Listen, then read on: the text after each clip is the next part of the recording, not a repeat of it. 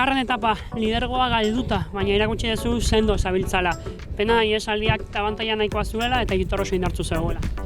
Bueno, hori da, azkenean atzoko garaipena eta gero lidertza hartu genuen, baina gaur bagekin nuen oso karrera zaila zela kontrolatzeko, azkeneko kilometro arte terreno guztia laua zela eta guri lana egitea tokatuko zitzaioka.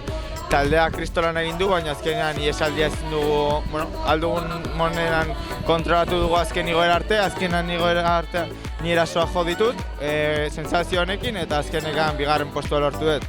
Gogo askokin bihar azkeneko etapa dela, etxekoa eta dena emateko intentzioarekin. Gaurkoan esan diguzu, gotzandia pasa ezula, giro petrala zegoen. Hori da, kriston kaskabarra hartu digut, Donesto eta gero, eta arroparekin problemak izan ditugu, azkenean hotza egiten zuen, kaskabarra, gelditzen ziren kilometro asko, eta azkenean taldearen esker ondo antolatu gara. Biharkoa egun lehergarria espero dezakegu.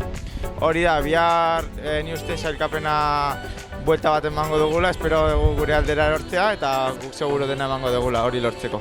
Egun handia izango da Irunen, etxean egongo gaudelako.